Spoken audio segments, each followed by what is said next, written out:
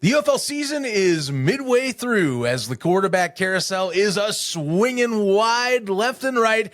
We've also got previews and picks this week and a special announcement on summer stock. This is episode 102 of the UFL Podcast, and it starts right now. 1, 2, 3.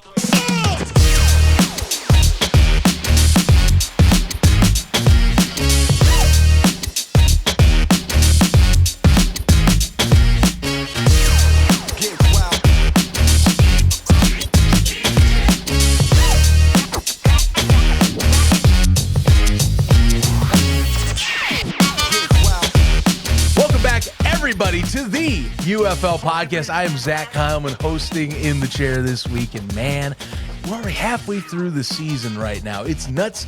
Time flies when you're having fun, and I'm having a great time with my co-host on the opposite side, who is back from his week sabbatical. It is the ref on the opposite side, as I usually suspect. Good to see you, my friend. How you been, man? Did you enjoy the time backing away? I know it was for reasons, obviously, getting your dearest back home from a long trip. So definitely understand. Oh yeah, no, things are good. Well, it's funny, we traded. I took last week off, you took Monday off, and then here we are back reconverging for the show for episode 102.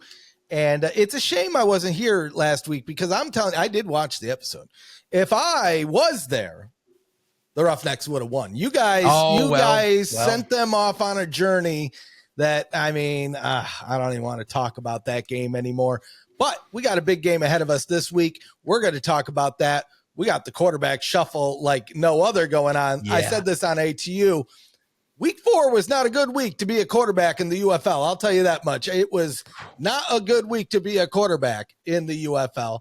But we also have some big news, Zachy boys. Summer stock news. And that one, we've been talking about it. It feels like it's coming together quickly.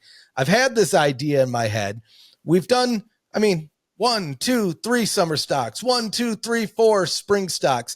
Everyone's been a little bit different. Everyone's been a little bit unique. But you know me. Actually, both of us, we're always trying to do something. Okay, what's the next level? How can we take this to another step? And you know what? It's not just going to be any summer stock. This is summer stock, the road to the UFL championship, Zachy boy, because you and I, we're packing up our bags. We're getting in a Hertz rental car and we're driving. I don't know how many miles, but I think at least 1,200 miles, maybe more. Long distance. And then back. And we're going to record that bad boy. And who knows what we might stumble across along the journey. And who? Maybe we'll bump into some people along the way. But here's the plan. This is advantageous, folks. So, Zachy boy, we're starting our journey Thursday the 12th. We're wrapping it up Friday the 13th. And we're hoping to release that video at the latest the morning of the 14th. The morning of the championship, which gives you a whole day to watch our journey driving across the country to get to the championship. Mm-hmm. And again, who knows what we're going to see and talk about along the way. This one's going to be a fun one, Zach. And then even on the way back, we'll probably record some stuff. Who knows? That'll be maybe something completely different. Who knows? But this is going to be fun, Zach. And we were just looking at the damn, I started throwing some stuff on a map. We got some ideas in place. And if it comes together, I think this is going to be more fun than any summer stock we could put together. And that's not to mention now, you know what that allows us to do, Zachy boy? Tailgate on Saturday. Tailgate. Just chill, just have a beer, have a dog. And we want you guys to join us for that. We're not going to, maybe we'll put some clips online, but we're not going to be doing a whole live event for that. But we are putting an over the top effort. And this isn't just going to be us dropping some clips together, folks. I got a vision. And it's going to be good. The answer is always yes. The answer is always yes. And the vision board is lighting up with ideas already. Plenty that I think we can do with this. And the route in particular that we are taking is what I think is the most fascinating part. I'm going where you're at. So we're heading up to H-Town, then convening at the ref base camp as we do. And Dallas, of course, we've done in the past. But beyond that, we're hitting Route 66, people.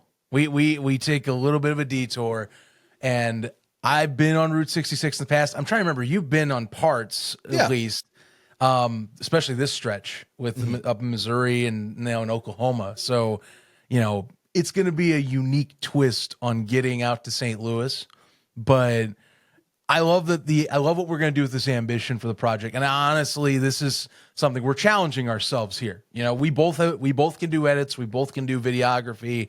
We both can get audio quality and such. And we're really wanting to commit to giving you something that is a little different than years past, especially with Summer Stock, I think being kind of more of our experimental show anymore. So, we're stoked to kind of provide this. Can't wait to give you that footage because there's some great stops we have planned that we don't want to spoil yet. But it's going to be thrilling. One thing I can promise though, we're making up for the Buc-ee's trip with this trip. So that is the main thing I can at least give away. We didn't do it. We weren't able to hit the Buc-ee's because we had to step away from going to Arlington last time. This time though, we're good, and we might have a twist on that too. Well, and Zach, you don't even know this. There's at least 3 Buc-ee's on the way. And so now there's a reality where we might stop at all 3 of those Buc-ee's. And you know what? I might judge them. I don't know. Because I remember the last time we went to the first one, I said, I think there's a bigger one. And then we went to the second one. And I can't remember if the second one was bigger or if the second one was smaller. Then there's a third one that I've not even been to. So I don't know.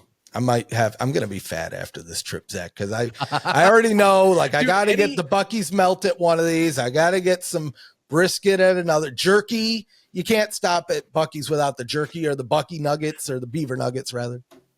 Anytime I go on a trip for one of these live shows or meetups with you, I know I have to get a cleanse or a diet after every week because we always do this where we just are like, yeah, man, it's vacation. It's vacation. We're just going to do whatever we want. Food, drink, you name it. But it's always a good time.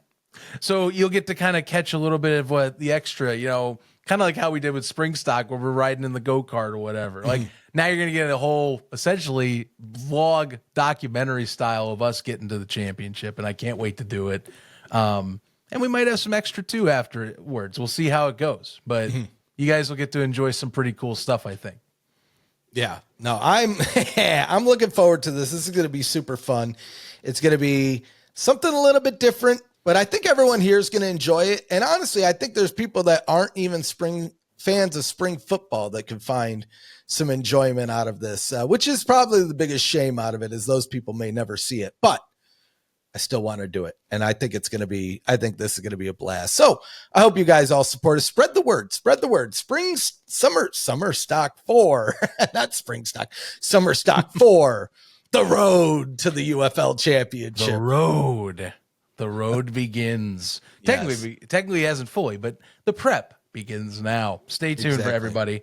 All right, let's dive in. Got a few things going on. A QB heavy episode this week. Yeah. If you wanted the carousel, you're getting on the carousel. We've got a ticket for you. Time to join the ride as we have plenty going on with the league. Injuries, changes, and swaps, you name it. We get a bit of mix of everything here.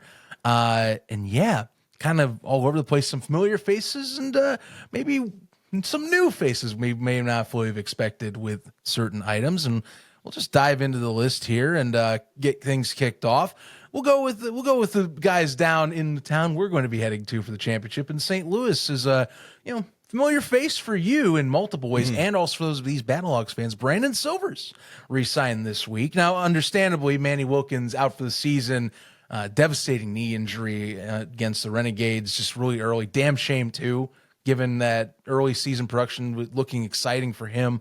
But Silvers at least stabilizes some things, makes it interesting for what's going to happen with this current room, given, Brandon's been here, but Mr. Krakowski is not.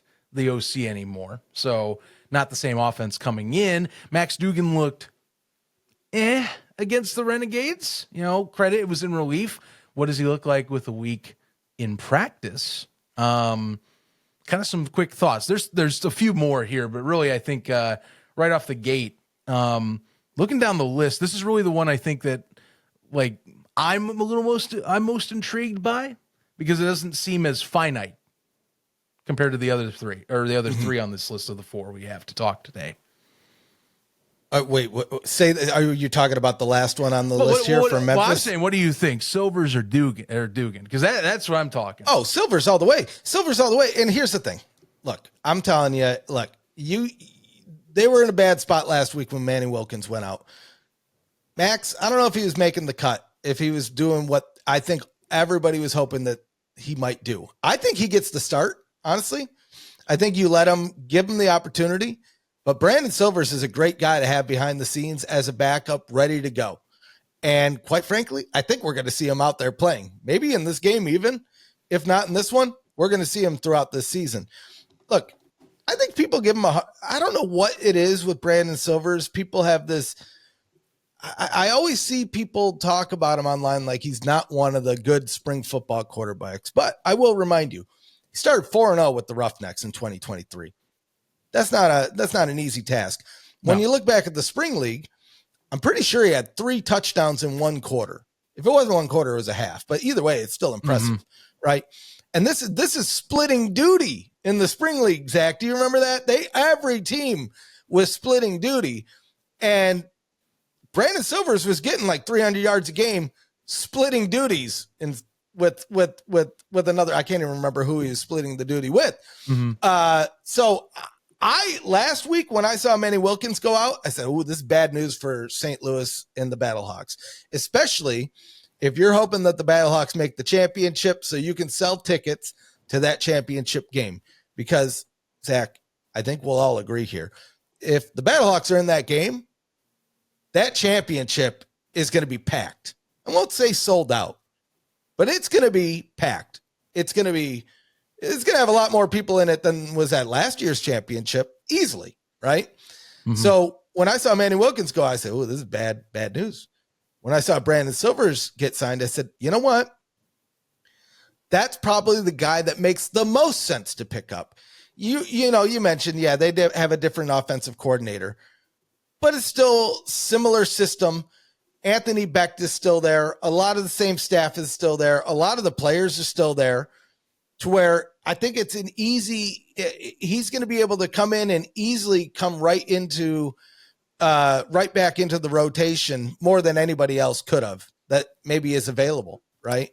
Yeah. So I think this is going to have a positive effect on him. And honestly, I think this gives Brandon Silvers an opportunity to maybe clear his name isn't the right word, but I do think he doesn't get the respect that he deserves. I would have gladly taken him on the Roughnecks. Now we're going to talk about the Roughnecks a little bit later because, you never like to see an injury, but the circumstances actually seem to give us a little bit of some results here. I don't want to get ahead of the game here a little bit.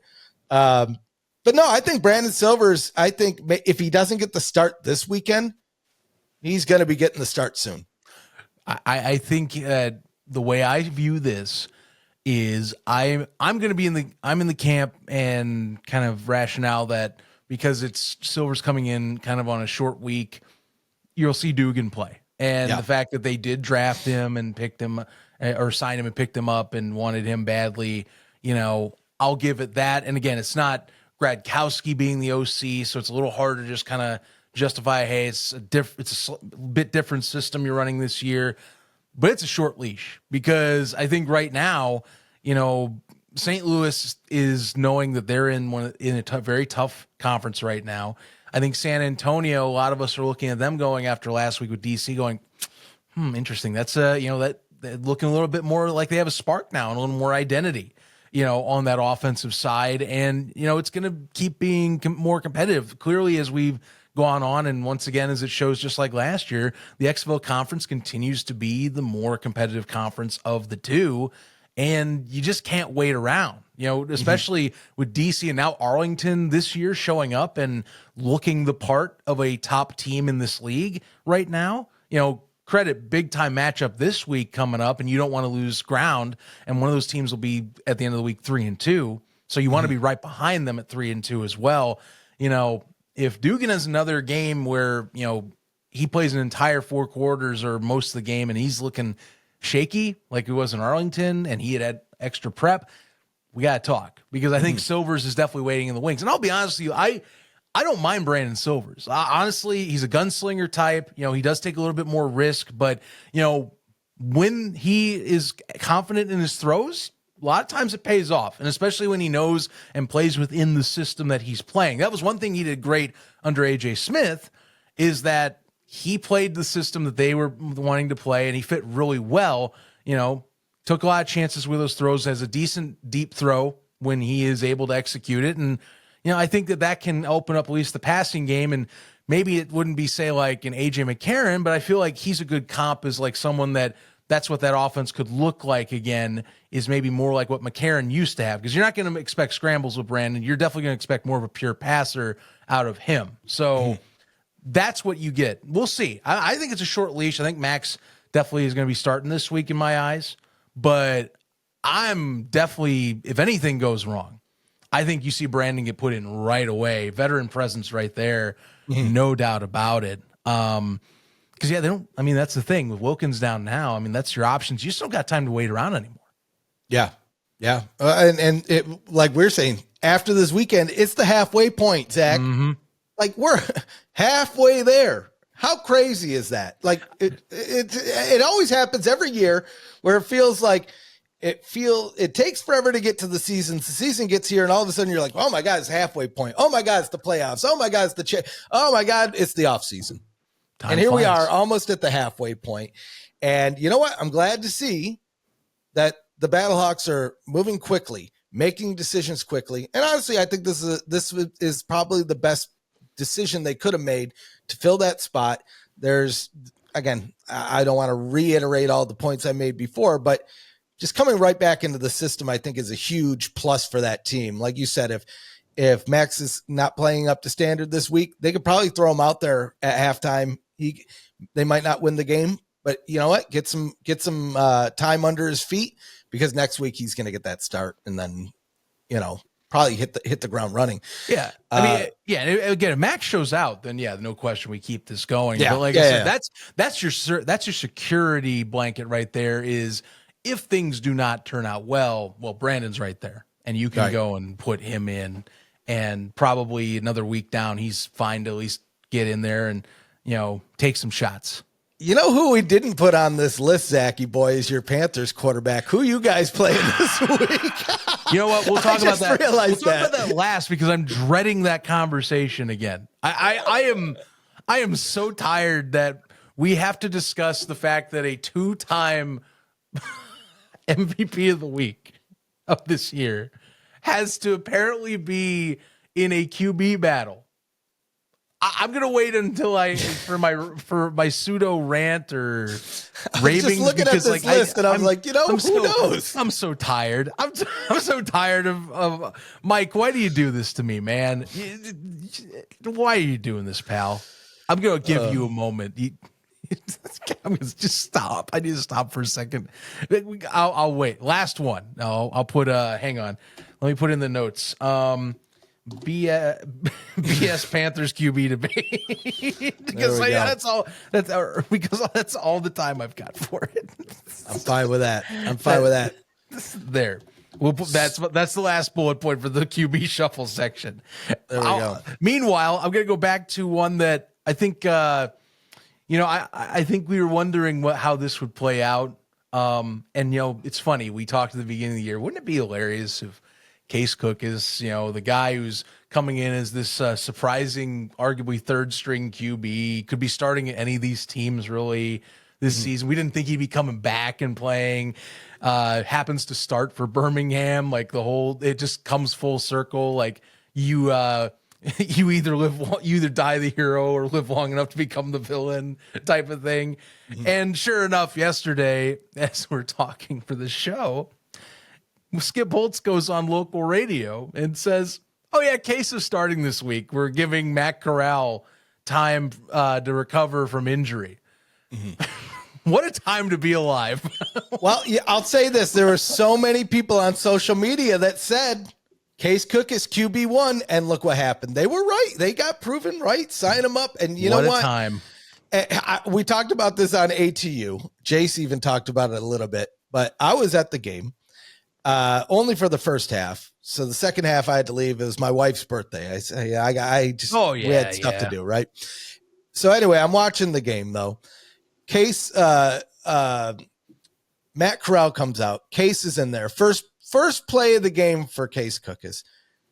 He hands it off, and then he runs as the blocker. You know, Skip Holtz is out there like, what are you doing? Why are you doing this to me? Why would you do that? Case is a madman. That's the one thing. He will teach you quick. And you know what? And I think you pointed this out, Zachy boy. What was Case's biggest issue always? And it wasn't even his issue. He didn't have an O-line. Man, now he's got an O-line. And he's like, you know what? Screw it. YOLO. And he's doing all the Case Cookus stuff still. And I can't fault him for that. I love it. Let him cook. It is crazy to think that, all right, Case Cookus, the guy that almost stopped the Stallions, the person that got the closest to stopping the Stallions from winning a championship. And again, that goes back many years at this point. Oh, yeah. Now might be responsible for the Stallions getting their 4th championship. We still have people in our Discord, link in the description, by the way. They still feel like if he doesn't get knocked out with the broken bone, that he does get that win in Canton, Ohio in 2022. I might be of that group. We were at that game, Zach. I mean, the momentum shifted. Still one of my favorite football games I've ever been to, by the way. Like it felt like truly a championship atmosphere. You had just had to be there. I'm sorry. Oh, Canton, it was a different vibe there in 22. Honestly, both those games, like even with it not being close in 23, I don't know. Canton was a different vibe. It was a really good championship site, but here or there, you know, that memory, like he was special, and he was special in 22. 23 wasn't too shabby. It's just that I felt like they just didn't address problems. Like, it's weird. He's exactly like we're talking. Every year he's been in this, and you know, I know last year there were complaints about him holding on the ball a little more at times, more so than in recent seasons. But line doesn't hold up. He just gets banged up all the time. Yep. It's just the thing. Now you're gonna see if he's really gonna. What does he do with much more time this time? Well, I'll tell you this: Birmingham's offensive line got schooled a decent amount week 1, but ever since they've been steady, just straight steady since week 1. Well, and here's the thing too: is I feel like Skip Holtz is the kind of coach that's going to be able to find all the great things about Case Cookus and help him use those on the field and help him minimize the mistakes. Skip, I don't know if you feel the same way, Zach. We've met Skip off the field, and we've seen Skip on the field.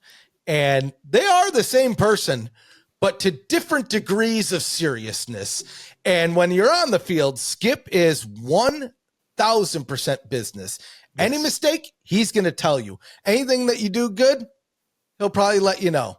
But if you're making a mistake, or if you're not doing something the way that he wants it to be done, we've seen it time and time again where he's talking to those quarterbacks coming off the field. Hey, look, I know you had to get rid of the ball, but instead of taking the sack and putting our guys in a position to where now they have a short punt, right? Like, he coaches you. He's going to coach them. And the great thing about Case is he's a veteran in this spring game. And he's been in those big games like we just spoke about. So I think he's also going to be able to take the criticism is the right word, but take the coaching from Skip and actually put it on the field.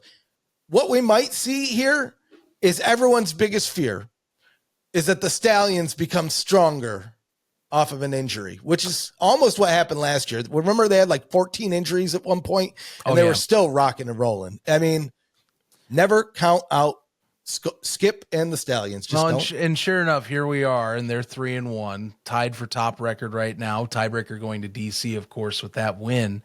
But I mean, they've slowly but surely been getting better every week. You know, you can talk about opponent or not if you want, but like, you know, even if we want to talk like the potential, what happens after this game, like say Case Cookus has a good game. I mean, you know, Matt Corral before getting knocked out, 2 touchdowns, 195 yards, decent completion percentage. You know, yes, did have a pick, which I mean, again, that's been a flaw of his, is he seems to give away one every game or so. Honestly, every game right now is the ratio at minimum. But you know, Case is no stranger to 1 or 2 here or there. Fascinating discussion, you know, and this is where we play like a hypothetical. You know, say Case comes out, and I mean, this week they're playing the Showboats, which credit, you know, cool game, by the way, for a matchup of the past, you know, last season's team having, of course, Case Cookus now playing his previous one, different coaching staff. But, you know, even if it's the Showboats, say he comes out and slings it. I mean, what do you do? Like Corral gets another week off to heal up. It doesn't seem like it's as severe an injury for IR as like Alex Magoo. Yeah. But I mean, what are you doing there? Like, I mean, if Case looks fantastic, like he just blows you out of the water. He looks like what we saw with the Stars. I mean, you just riding the hot hand? Like, do you just ride with the chef?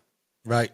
I think, well, we'll see. Well, I think it depends on this weekend. I think we'll see a lot. Now this weekend, it's an interesting one for what you mentioned. You know, he's playing against his former team. They're also playing a team that's 0-4. So we'll see because I could see Skip. Maybe we go back to the rotating QB after this. We'll see. I mean, we will see. Certainly could. He's not been scared of it in the past. But this is why we watch this game. Every week is a little bit different. Every week there's a little bit of a surprise. The chef is back in the kitchen, people. Get ready for this. Get ready for this. You'll get the Friday night action, too, with that. So, you know that storyline is going to get put front and center, that he's playing his former team and that he's going to be playing on the team he lost a championship game to. It's going to be talked about. I know Joel Klatt's gearing up for that right now as he's doing production meetings. You have to imagine he's doing that coming into tomorrow. So, yeah, I'm ready to watch that Friday night game. That'll be a blast. Speaking of games I'm excited to watch just because, you know, quite frankly, and I'm gonna toot my own horn here on this next one. When we started the season, and I know I wasn't an ATU this past week. I actually wish I was for this point. You know, we started the season, Jaylen McClendon gets picked up, and, you know, I remember a lot of conversation about McClendon. Oh, McClendon, he doesn't excite me. McClendon's not that great. And it's like, guys, did we forget about the XFL Vipers version of Jaylen McClendon all of a sudden? Like, it's only been a little bit. And remember, Jordan Ta'amu was the guy last year. Jaylen McClendon came in relief duty in a very awkward situation again in DC. A lot of people seem to have forgotten, and I might reiterate this on Monday if it happens again, but like to point out this performance from last week because I didn't get a chance to say it. A lot of people seem to have forgotten Jaylen McClendon was a pretty damn good quarterback in Las Vegas, and I'm amazed that it took another coming out and saying, "Look at me now," for people to realize, oh, you know, he actually ain't too bad. It's like, yes, he's actually a pretty decent passer. Yeah. It's just, you know, cards didn't stack in his favor during the course of the game. And, you know, he had to throw up a desperate interception to kind of try and catch up. That's how it is. But for the most part, he's the reason they were staying within a point up until really late in the fourth quarter. Yeah, so, no, 100%. You know, I don't think anybody thought that the Roughnecks were going to stay competitive with the Stallions. And I mean, I thought that we're going to win. But anyway, you know, Jaylen McClendon coming out and throwing bombs. I thought it was going to be a case too. I thought that he was going to lead to an upset victory. And quite frankly, even though he didn't, I'm looking at this and I'm going, look, I like Nolan Henderson's running ability, but I got to ask, and I'll let you describe this because I know you're going to give me a great hype on this. How did we get the QB order reversed in terms of what I am looking now as worst to best? It's It's quite shocking, actually. Well, I'll explain it, Zachy boy. So CJ Johnson works in mysterious ways, and to question his techniques would be to commit possibly the ultimate sin. And so when I look at what CJ does, I look at it like, okay, one, let me ask you this. What's a higher number, 1 or 3? Now that's subjective. Okay. Some people could say, well, 1 is lower than 3, so that's a smaller number. Other people would say, well, number 1's the best because it's number 1. Now, I think CJ, this is some right and left brain, big brain things going on here. Full capacity neurons are firing off right now.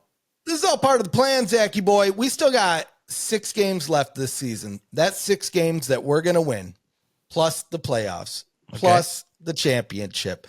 And now the master plan's coming all together. Now the QB order's in the right order. Now we're here. And nobody knows what to game plan for. Have you noticed? Defense on point. Everybody, you got to at least give Houston that. Defense is getting pretty good. We have your guy, Marcus Sims. Now we got a guy to get the ball. We actually have a couple of good guys, couple good receivers. Now we got Jaylen in there, rocking the ball down the field. It all starts now. It all starts now this week. And we'll talk about this week because I have thoughts about I'll be honest with you, with McClendon, coming out and playing what I was assuming. Here's the thing. I watched as much XFL as I could that year with our USFL stuff we were doing. And that was one thing I did remember was like he came onto the scene and like he looked good. Like I like that's why I've been like such a in his corner guy is I believe he's got game. And it's exactly what I saw against Birmingham. I do believe like what's going to be great is this matchup this week we'll get to talk about like Sunday to conclude everything. That's a fun game on paper now. Like Peyton Pardee and company revitalizing that Brahmas squad going home with a Houston Roughnecks that now I think have found arguably their best quarterback for the job. Mm-hmm. I mean, and it's not the same Brahmas defense. I mean, we might be in for a really fun game with some epic do or die proportions of kind of keeping up with your standings. And it's the Brahmas' first home game of the season at week 5. I know we waited a little bit there. Another Texas matchup, always good too. But yeah. I mean, that's a fun one. I'm going to have fun talking about Jaylen McClendon. I'm going to pat myself on the back there. Like I said, I always believed in the guy. I'm amazed that I had to wait and show again that, hey, he's not a bad quarterback, guys. I don't know why we keep forgetting this. I almost am laughing at this point, but I'll leave it at that. I don't know. Maybe we'll learn. Maybe I'll bring up on ATU again, or maybe I'll shut up if he doesn't play well this week. We'll see. That's not even possible. I put it all out there. So we got another one. We probably should have talked about this in a different order, but anyway. So we're circling back to the Showboats. So we talked about Case Cookus getting the start for Birmingham after playing for the Showboats last year. Showboats, they've 0-4, Zach. Need I say more, right? And so clearly they're out there looking for what changes can we make so we don't take a goose egg on the season. Yeah. And we're getting our boy Dresser Win out there. We're getting him out there. I think people were excited might not be the right word, but I think curious about this pick from earlier in the season, right? It's a new name. This is the absolute most left field announcement of the week because he just got picked up recently. And I understand that neither quarterback for Memphis has really, I think, blown up. I think you can argue that I know I can hear someone screaming in the background that is like, let Troy play more. But no, I think they're just wanting to try anything because they're 0-4 right now. Yep. That's the deal. And you know what? If it gets them a win, sign them up. I ain't even mad at it. And what a win it would be because you're playing the Stallions this week, right? So like, okay, if you can only get one win on the season, I'm a fan of the Lions, so I have many years of this type of rationale. If you're going to have few wins on the season, who would you rather win against? The poopy team or the champions? I'd rather beat the champions, right? You know, like, no offense to me, but if they beat the Roughnecks, what fun is that? You know what I mean? Like, you just beat another bad team, right? Like, oh man. But if you beat the Stallions, then you can go home with something to put your hat on. You say, yep, you know what? We might not go to the playoffs, but we beat not just the champions, not just the back-to-back champions, but the back-to-back-to-back champions. And you know what? I know I'm going to get a bunch of people that are mad at me about this. I wish Dresser win luck in that challenge. Stallions fans are throwing stuff at their screen right now. Ref, shut up. But no, it's true. I mean, come on. Give him a break. I'm going to be honest with you. I don't know what to expect. I did have to double check. And I did this earlier when when he got signed on to the Showboats back on March 3rd. But just to kind of recap to you guys where his background is for football. So he did 5 years at University of Tennessee, Martin, the Skyhawks. Had a few injuries at the time, finished his final and sixth year in 2022 with pretty decent numbers here, just under 3,000 yards passing, 7-4 record with the team, 61% completion, 18 touchdowns, 11 interceptions. So not a bad cap off, and did get some looks with professional teams. He got a cup of coffee with the Los Angeles Rams, also same year in 23 with the Edmonton Elks, so went undrafted then, went back to LA, and kind of took a bit of time off last year, and now is on Memphis's radar. Now he's in Memphis. And now he's all of a sudden thrusted into a starting spot. This one, I feel like we are definitely in some speculation on this because it's so. I feel so blindsided in this one because I wasn't expecting them to go straight to the third option yet because of you got two vets, but neither have really stepped up, and you just haven't really committed to one as well. EJ's gotten more time, but my speculation zone is this: with Noel Mazzone taking over as OC even more as the days have gone by. We know he was doing QB coaching duties. Now he is officially thrusted in as of last week and was announced this week, by the way. I wonder if this is just him going, you know what? I don't like either one of you. I'm trying this kid. I like this kid. I saw the film on this kid. I'm going to take a shot on this kid now that it's his offense, you know? And he's gotten a full week. He's gotten a full true week, no chaos with coaching switches or anything like that, you know, or kind of working with TJ on what actually the game plan was or what they were trying to debate. It's his offense now. Yeah. I feel like this is a Noel move. You know what? I wouldn't be surprised. I wouldn't be shocked to learn that. So, you know, it'll be interesting to see if the change makes an impact. But even to the point, again, when you're 0-4 on a 10-week season, they're not eliminated from the playoffs yet, Zach. It's kind of getting there. If you really, you know what, though, if you really want to have a shot to make the playoffs, this is what you have to be doing. People have been angrier for less for coaches not making adjustments or not getting rid of the coaches in some instances that I won't mention.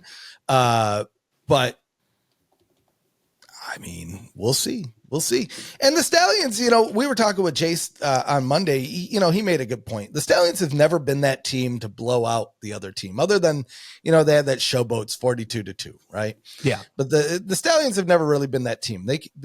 They're usually winning by like a one possession. It's a close game. But, you know, that does open them up for a loss, right? So we could see the shocker of all shockers. This could be the trappiest of all traps this week. We'll see. Again, we'll get to the picks and all that later because I don't know if I'll go that far yet. Before we get to the picks, though, Zach, boy, man, we kind of teed this up a little bit earlier. Quarterback. So I don't know if this belongs in the quarterback shuffle. It might as well, though. We're already talking about it. If you had to put $5 on the line right now, who do you think is going to be throwing the ball for Michigan to start the game this weekend? I can't believe I have to think about this too. That is so crazy. idiotic. I have about had it. About had it so much to the point where I don't know what to say. I toss it to this because I'm not really sure what to do in a situation where I know there's mind games with these pressers sometimes. I know you're trying to, find ways to stay ahead of the curve, or you want to, throw off the other side. Eventually you got to release a depth chart. Credit Mike Nolan hasn't stuck to a depth chart this year where he's already flipped it. He's played his QB2 at QB1. Big brain Nolan. Like some sort of mad scientist that doesn't care about the better. I know there's been a few people who have cared about the betting with that, and I get it. But, like, how can you, in all honesty, go on a coach's call or a press call after what you saw last week? Again, yes, Memphis, we talk, and I'm not saying that in the sense of, like, talking down to the Mr. Horton himself's defense, but the man played really well. You have the obvious starter in Bryce Perkins. Mm-hmm. To go on and even say any sort of questioning that you are not going to commit to a quarterback after what you've seen, the man has 2 Player of the Week awards. What more do you need? Like, this is where we go back to, like, okay, is he doing this for film? Is this like a film thing? Is this like he's trying to, is he going to psych people out and then the depth chart will be Perkins because it should be Perkins? Like, I don't know anymore. I don't know. I'm genuinely confused. I'm going to set this aside. That's all I can say because I'll go in circles after this because I'm done. I'm done waiting on this man to commit. This is like if we took last year's Birmingham debate on quarterback and put it into what I would consider an insane asylum and let it just sit there for a few weeks and listen to, like, all the crazy talk from people inside the soft padded cells. That's exactly what this is. Because in any sane professional football setting, we're not having this conversation. We know who's starting. You just commit to who's been the good guy. Why do you do this to us, Mike? Why do you want me to go and have a mental breakdown at my house in Arizona? Sorry, my apartment. I'm overselling it. Forgive me. I have no mortgage. Like, this is what you do to me. You're breaking me, man. So this explains so much to me. And I was talking about this on Monday for ATU. I said, these power rankings make no sense. I got these guys that are Michigan Panthers fans, and you guys are putting them at like 3 and 4, and you're in the top of the league. I don't understand it. And then, hearing that, okay, it's starting to make a little bit more sense now. Beyond that, I think Bryce Perkins gets to start this week. He should. But if he doesn't, I do want to know, what does Etling have on that coaching staff? What pictures, what now. Bad news, what thing? I don't know what it is, but it's there. And you know what? We're underselling him. He's not even that bad of a quarterback. But when you have a guy that went out there and gets, Player of the Week twice out of 4 weeks, 50%, maybe that's your guy. I don't know. Is Danny Etling going up to Mike and Marcel Belfay going, I'm a top union rep. Like, is he just doing that? Be like, oh, well, shows him that about clip. This. Oh, who was the guy that got cut? I feel so bad. The guy that got cut from the Showboats. Quentin Dormady? Yeah, Dormady. Yeah, he's just showing him that news clip. He's like, just remember what could happen if I get cut, Nolan. And it just floats away in his face. He slunks into the shadows. Slams a Dr. Pepper on the ground by his feet and walks away. Clean this up. Mike walks out of the parking bay off Woodward Avenue, and from the corner comes Danny and says, "Remember your assignment." And he slunks back underneath the streetlight and disappears into the ether. Mike's like, God, I hate when that guy does that. And walks home. But he knows the assignment. This is what's happening.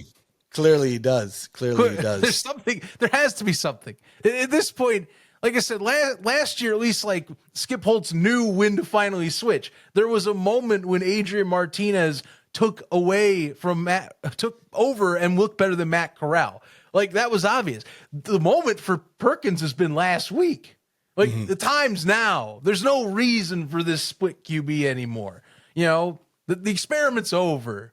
Danny can be the veteran on the sideline, ready to take over if he needs to. He can be a great backup. As our colleague Jake Ball says, one of the arguably the best backup QB right now in the league, outside of maybe the Cookus Matt Corral debate right now.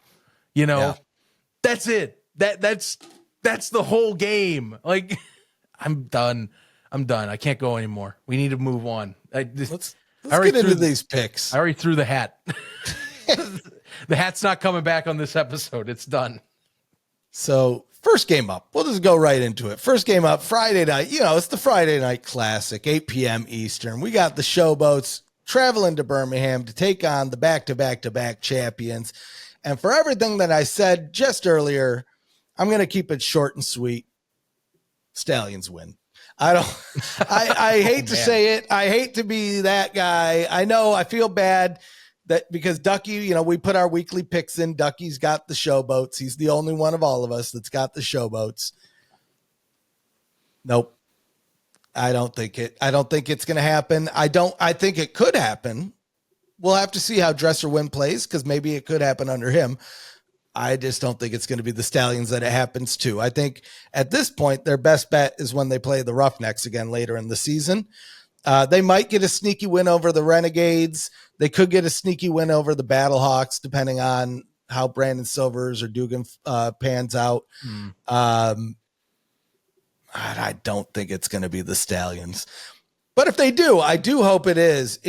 I hope it's the revenge game for 42-2, and Dresser Wynn balls out and just like throws up a game like nobody's ever seen, at least from the Showboats, right? That's what. Okay, if you're going to do it with some style, put some mustard on it, maybe. But yeah, I don't think the Showboats are doing it this week. I don't think this is the week they're getting that win. Prove me wrong, though. I want to be wrong. I want to give you an argument. My issue is I just don't know with Dresser Wynn. That's my deal. You know, I can kind of go back to the UT Martin days a little bit. And I mean, again, teams obviously see the talent as he's been seen, but like he really hasn't gotten a rep in a pro scene like this yet. So kind of hard for me to gauge anything right now. Clearly the staff is either sees something or is trying to get an audible to just kind of change it up to find something else, which if I want to talk about this at large, it's Memphis's offense needs to just have some sort of identity and I think consistency. You know, yes, turnovers have been a problem. You know, I'm really both quarterbacks, but I'll lean more so on EJ Perry, have been erratic and kind of just how things have played out. But I mean, you got to find some consistency on what you want to run as your offense, you know? And I think that's what they need to find. You know, I don't think things have been dreadful per se in like protection. I think it's just the execution. So whatever they need to do to get that in the right path, I think is best. Because I mean, they do have receiving talents that they've been hitting up. Obviously, Adams has been lighting it up when he's been getting targets. He's been one of the best receivers this year. It's just he's been stuck on that side of the ball where it's, you know, you get a drive here or there, and that's about it. I mean, they got shut out last week against Michigan.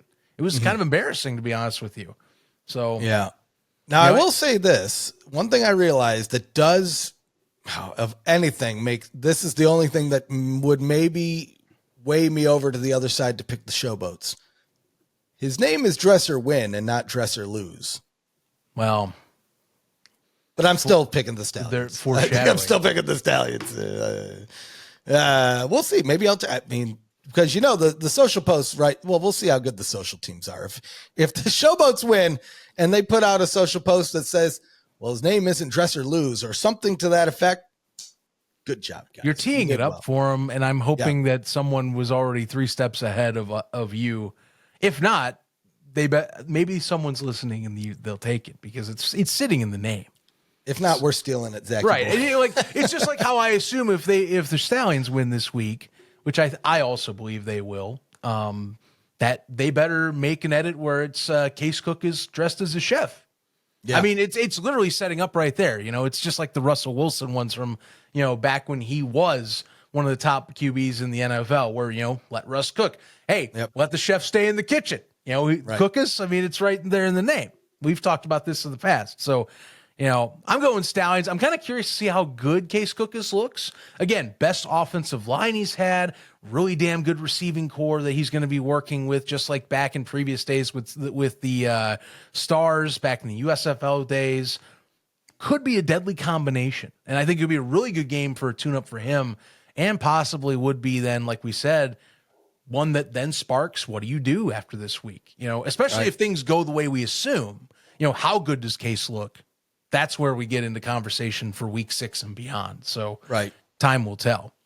Moving on, Saturday, got one lone game, second primetime game of the week. And I'm glad we're seeing more prime times as of late too, better time slots and whatnot, should get more viewers on the weekends and all that. Panthers heading to Battlehawks. Intriguing matchup, mainly for the fact that Michigan heading to St. Louis. So this year, a flip, one-off game. Last year was that miracle that we sat at the Buc-ee's as I'm praying that a high school kicker at the time was going to make a 64-yarder. And, the legend then lives on after that. This time around, Panthers go to a hostile environment of probably 30,000 on a Saturday plus.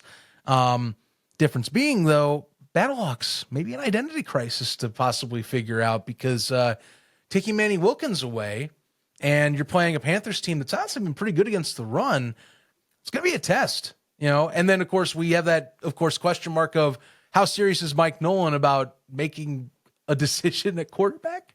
I mean, that's what we're talking about right now. That depth chart, which we'll release tomorrow after we're done recording, that'll really be telling. We can't really talk about that because it's not going to be out until after the show drops. So that's the only thing that sucks. Yep. I waffled on this one, Zach. I was going back and forth because this one's a tough one to me. And you know what? I'll be honest. In the back of my head, it is exactly what we've been talking about. Who is Mike Nolan going to put out there at quarterback? If you put out Etling, I mean, that just gives the Battlehawks an opportunity to get in the game, whoever's at quarterback. Alternatively, two-time MVP of the week, I'd say Panthers. Because I think Nolan's going to do what he should do, I'm picking Panthers here. I think the Battlehawks are going to have to go through their identity crisis. This will give them a chance to let Max Dugan come out, maybe Silvers come out, get his feet wet, where they can potentially rebound next week. That's how I'm feeling about this. I think the Panthers get the win, keeping the USFL division tight up top. Because if both the Stallions and the Panthers win, we're, both at what? They'd be at 4-1. And then potentially, so that would mean the Showboats lose, and then we'll get to the Roughnecks. But if they lose, I mean, it's almost to the point where there's your playoff matchup. I would, you know how they do it on election night where the news companies are scared to call it? Yeah. I'm close, Zach. I'm close to calling the USFL division playoff matchups, regardless if it's sealed or not. I'm pretty damn close to calling it. Maybe by next week it'll be called. Maybe not so much on the XFL side. Yeah, but, it's kind of getting to that point where we're close to the same thing as last year now. We're talking where the USFL again might just be locked up by not even 2 weeks out, you know, if the bottom two teams can't get off the mat this week. I mean, it's getting there. So that's not crazy to discuss. It's a shame. I mean, I think I agree with our colleagues. It's a shame that, we may be seeing and staring down the barrel of that again, and more be talking about seeding and hopefully potentially that both home venues can be available. There's been talks about, specifically one on the XFL side, possibly DC might not be, depending on certain availability. We still got to look into that, by the way, so I'm not just going to say that right out. But, some people brought to our attention that schedules look a little interesting for that week of a playoff game if the Defenders were to have a potential home game. Because then the question is where or what time would you be able to play this? So we'll hold off. That's just a speculative thing right now. But my point being, this might be a seeding game. But for Michigan, I think my worries will get more calmed down if I see that depth chart and it does say EJ Perry and that, or sorry, not EJ Perry. Jesus. I was about to say, stop it. Bryce Perkins. I keep going back to EJ. The Showboats are like, sure, yeah, put EJ Perry out there for have fun. My brain's reverting back from. See what Mike's doing to me? Yeah, he's reversing my IQ. He's reversing my IQ on this whole subject. Bryce Perkins better be on the QB1 chart this week, and he better be the one starting under center when the game starts. Mm-hmm. Because if they do split QB again, I think it's anyone's ball game because it's a silly concept for what this team's designed. Bryce clearly has the best grasp. You've given him the most time to now. Injury be damned or not. Let the kid play. So if he plays, I got Panthers because I don't fully trust Max Duggan right now, and maybe things change. But I mean, Michigan, I think is gonna, Mike Nolan's defense and company. I think they're going to sit down and they're going to definitely, I think, confuse Duggan because the thing is, unlike Wilkins, Duggan can run, but he ain't no Manny Wilkins with running. This whole offense was designed on being an RPO run heavy with pass concept. And Michigan's done a pretty decent job in the run game this year. And I think it's just going to come down to, can Max settle in and find his targets or not? I'm buying that he doesn't. And I'm going to buy that Michigan does. Maybe it makes it a little closer than it should be, but I think they walk away with a win in St. Louis this weekend. Yep. So, all right. Well, we're both locked up so far on both of our picks. Let's see, because I don't know. This one might differ. I didn't look at your picks in the pick sheet to know. But this one was a pretty good split this week across the PFN pick'ems. So yeah. I don't remember yours either. So we'll see. I'll let you lead off. Well, this is maybe the biggest game of the week, just for, if anything, kind of what you were talking about, playoffs, right? Like, yes. We have two of the top teams in the XFL division playing each other, potentially the two teams that we'll see in the playoffs. This game, funny enough, could decide who gets home field advantage. Maybe we'll see. I mean, that's a situation be damned. We'll see. But all things go well, this game could be potentially the game that decides that home field advantage because, beyond the conference, you have now the head-to-head matchup to where if you end that season with a tied record, but maybe the conference record's tied, everything's tied, but you won that battle against them, you're getting the home field advantage, right? Mm-hmm. The Defenders are coming off their first loss last week, a loss that I don't think a lot of people anticipated, especially because it was the Brahmas' first win. No, yeah. The Renegades, I know you're sold on the Renegades, Zach. You are so sold on the Renegades. And here's why I'm not. Every week that they win, to me, there's a reason beyond that they were a great team. Not that they weren't a great team, but there's also a reason beyond that I look at for the reason they won. Last week, Manny Wilkins going out. Mm-hmm. The Roughnecks, they played the Roughnecks. The Brahmas, they played the right. They played the Brahmas and the Roughnecks when they were the Brahmas and the Roughnecks, like really early season poopy teams. Mm-hmm. And so I look at that and I'm like, okay, I don't know. Same Defenders though, they got shocked last week. I don't think they were ready for that, especially for the Brahmas. But you know what that's called, Zach? A trap game. And you know what people do from trap games? They rebound. And I think if the world is real and reality is what I think it is, then the Defenders win this game. I think that they are, of these two teams, the more real, put together team. I'm ready to be proven wrong. I'm ready for the King of Spring to go out there and prove me wrong. Things I'm looking for, if they can stop the Defenders defense, great. If they can hold and stop the Defenders offense, for the Renegades to prove to me that they're the team that everyone seemingly thinks they are, I think they need a double-digit win over the Defenders this week. If they win by a couple points, I'm still not sold, and I don't even think they win. I'm saying Defenders. What say you, Zachy boy? Yeah, you're right. I am sold on Arlington. which is why I have them winning this week, by the way. So I definitely am on the other side. And I picked them last week to beat St. Louis. Yes, injury or not, be damned. I like what Arlington does on the defensive side. Now, I think we can definitely have a discussion on, yes, for the weapons and the talent that Arlington possesses, they seem to not finish drives right now. I think that's fixable. It's getting out of their own way is the thing. But they are coming in clutch this year. And I'm going to hold it. I know that it's a grain of salt to talk about a loss. But I mean, hey, when your only loss this year is 1 point on a rule that now has been changed in the rule book, by the way, as of that week, where, having to automatically take the false start to negate what would have been a game-ending interception, we can be talking easily about a 4-0 team right here. I do acknowledge the inefficiencies with Arlington's offense. I do think that is something that I'm going to be keeping an eye on.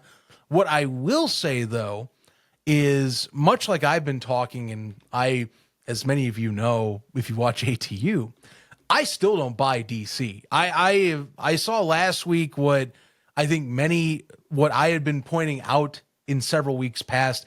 There are very beatable ways to beat the defenders. And I think San Antonio, to me, exploited it. Again, number one, don't let the pass rush be involved.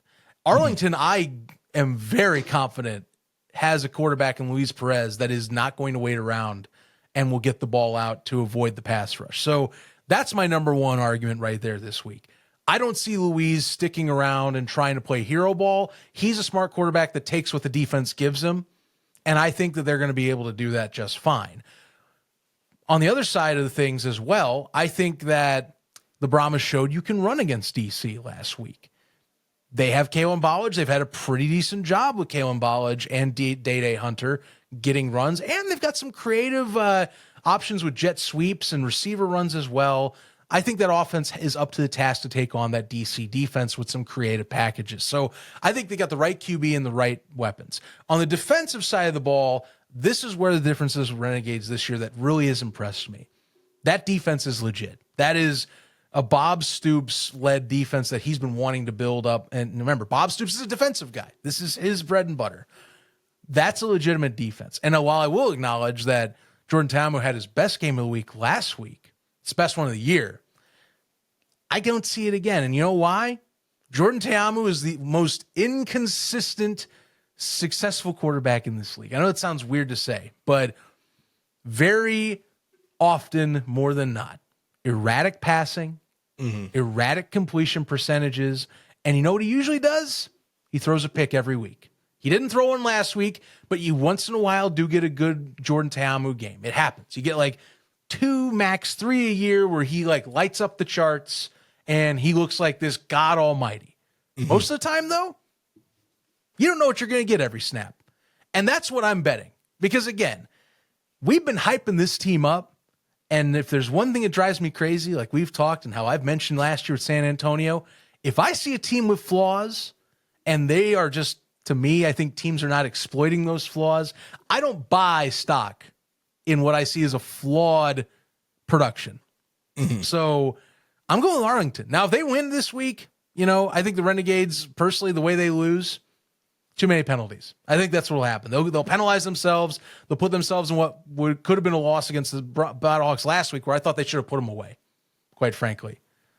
But to me, I think the Renegades walk away. And I think the exploits that the Brahmas finally picked up, that teams for some reason weren't picking up, I think they take advantage. I think they win. And I think we're going to have a big conversation on ATU Monday about, hey, why were we ignoring? I don't know. Maybe I'm sitting on a high horse. I'm betting on myself a lot this week because I've been betting that this is not a legit team, and I've been. You've been singing the Renegades praises. So this is a good. I'm glad you're staying consistent. Next week, and I'm ready to go. I'm ready to go. I am. Yeah. You know who else is ready to go? Those Houston flipping Roughnecks. They are so ready to go. They are ready to beat down those stinky, stupid, ugly San Antonio Brahmas. Ugly might be strong. That's mean, but stinky is not strong. It's true. because I'm telling you, revitalized Brahmas. You know what? They might be getting their first home game, which that does worry me a little bit as a Roughnecks fan. Like, great. Just as the Roughnecks are picking up steam, they're going to have to go against the Brahmas, who are first home game. Those fans are probably ready to see their team, especially because they're coming off of a win. So I do anticipate that we'll see a decent crowd in San Antonio. And however many people are there, they're going to be loud, right? Yeah. Oh, yeah. But I don't know, man. I think, one, we went toe-to-toe with the champions last week, and we held our own. And I think Jaylen McClendon, he had some time under his belt last week, gets the start this week. I think he continues that on. How much of what we saw with the Brahmas last week was them figuring out the secret sauce to the defenders and them just finally getting a win, finally letting it happen? Where this week we could see the old Brahmas again. We've seen this in spring football where bad teams have great games and then they go back to being bad teams. Not this year, but Showboats under Twerk and Haley, man. That's a great example. Bad teams having good games. Well, what I loved is Kellen Mond looked the most comfortable he's been all season. And I think we had been waiting on that. I know there was talk about, AJ Smith and if he could operate his system or like what were the changes. And, I think what was nice is you weren't seeing a fight on what you wanted to be offensively. It looked like Kellen just kind of went out and slung it with no stress on him. Like it's whatever, they're already down and already are fighting to claw back up in the standings. You might as well go out swinging and doing what you need to do. And, I think that's what they played with, just not reckless abandon, but just, a little loose, little fun. And I think that's what we need to keep seeing from Kellen, because that Kellen Mond is a fun quarterback to watch. So I'm hoping with the home advantage, that helps open things up for what could be I feel it could be a very exciting matchup to cap off the week. Oh, I think this is going to be a fun game. All things considered, it does make me wonder, just to kind of even stray away from the preview and more from last week, of how much of that win was even based off of the coaching changes. Was there, we saw AJ leave and then we saw Wade Phillips leave, and we saw some even comments from some of the other players online. It almost makes me feel like there was something going on behind the scenes that may have been hindering their play on the field as well.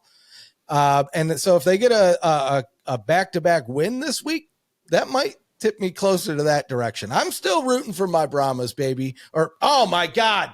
Oh no, did I just jinx myself? What have you done? Clip it. Oh my God. I'm still rooting for my Roughnecks. Holy smokes. Put me down. Take me behind the barn. He has 3 fandoms now. My God. I need to wash my mouth out with soap. No, I'm still pulling for my Roughnecks this week. I think we get the win. Then we go next week against the Showboats, and I'm hoping for the love of God, we can get that win.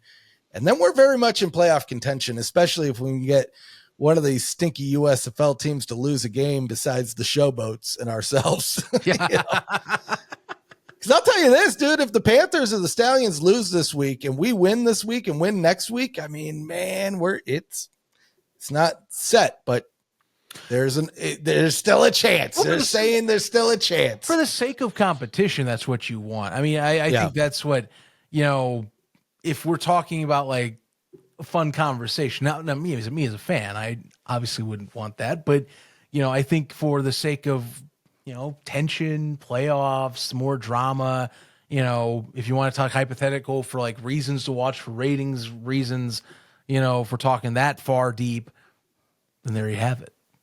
But that's the thing. Got to get a win here, and I think that this one is going to be such a desperate game for both of these because, while the Roughnecks are not last, the gap is getting wider in the USFL conference to where this is a make or break to keep up. For the Brahmas, they got off the mat. They got a massive upset victory, the biggest upset victory this season, underneath them. They need this bad. If they I think they could be smelling blood in the water right now to possibly be just a step or two back from getting a second spot that they need. You know, it's going to still need some work, but credit whoever loses that Defenders Renegades game. You know, if say they beat your Roughnecks this week, you know, that's only 2 games back. And then you consider, say, the Defenders lose, like I think they'll lose. You know, to me, you're basically at that point, you know, potentially less, because tiebreakers do give you an advantage where you do get bumped up. So, you know, that's an instant one right there in your back pocket that later in the season, it's going to come down to you controlling your destiny at home against the team you took one away from in their home turf. So big game ahead. I mean, implications for any chance to stay in the playoff race for these two, you know? Yeah, we're getting to the interesting part of the season. Again, we're getting up to the halfway point, and basically after this, we're really going to start analyzing these playoff chances. Like I said, the USFL division might be a lock. We'll see. This weekend's going to tell us a lot in regards to that. The XFL division, it's going to be close. And even then, we have, crazy enough, week 4, stakes on the line with the Defenders and the Renegades here, because one, that's going to determine a lot of things. It could determine home field advantage for the playoffs coming up. Big week ahead, big season ahead. And then, the road to the UFL championship with Summer Stock 4 soon. Man, I'm looking forward to it. So soon. It's gonna be fun. Road trip. I've talked to you enough on here. I love the American road trip. I love going out and exploring the country a bit more. I mean, again, I've always wanted to do a documentary like this. It's just, I haven't found the opportunity truly yet. And I think it's a good test. Like, how realistic can we do some, and what else can we spawn off this, or you and I can spawn off this? I mean, like we said at the beginning, this is going to be one of our biggest challenges doing any creative work. So we've never done anything like this before. I don't know about you. I have not, but not like that. I mean, I've done things, but not like this exactly. But what I'm really excited. So we have a plan. We have ideas on paper. We have stops on paper, but we're going to run into I know there's going to be things that we're not anticipating along the way. As always. That is going to be amazing to have on video and include good and bad. But I did get roadside assistance with that rental car, because that is something I do not want to. Yeah. Please, God, no. Yeah. I don't need that. Nope. But, oh, man, that's going to be fun to record. It's going to be fun to publish, and we can't wait to hear your feedback. And until then, we have a whole half a season ahead of us. Playoffs ahead of us, ATUs ahead of us. So these are great reasons that you should subscribe. Click the bell. It builds morale.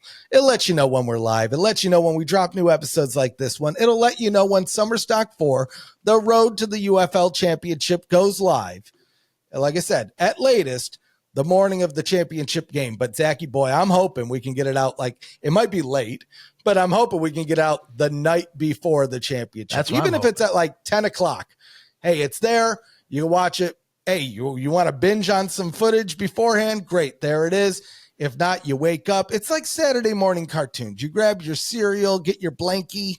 Oh, let's watch Ref and Zach drive across the country. That'll be you watching us doing silly things. And I can't wait. Yeah, it's going to be good. It's going to be good. Any other final thoughts here, Zachy boy? Nothing on the week that is ahead. But the only thing I will say is, have some fun with the draft tonight. Oh yeah. NFL draft. The draft. That's right. I always forget. I was telling you this before the show too.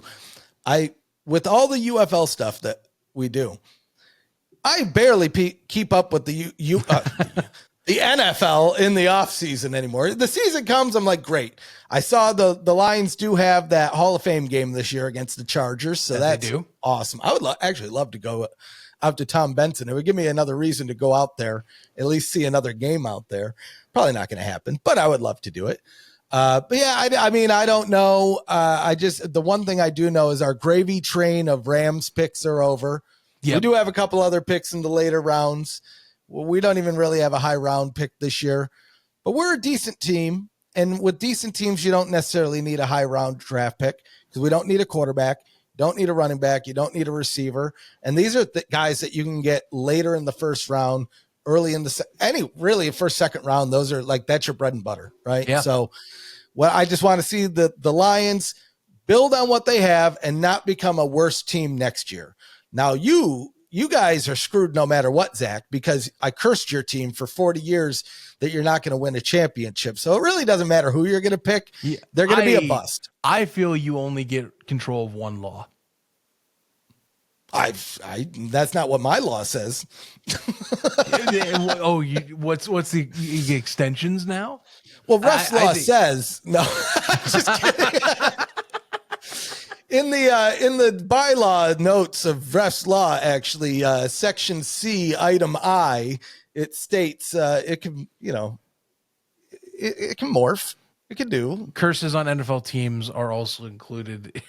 You better hope I'm not driving when we get close to the St. Louis, because it's right across the border from St. Louis, Illinois. I was going to say East St. Louis.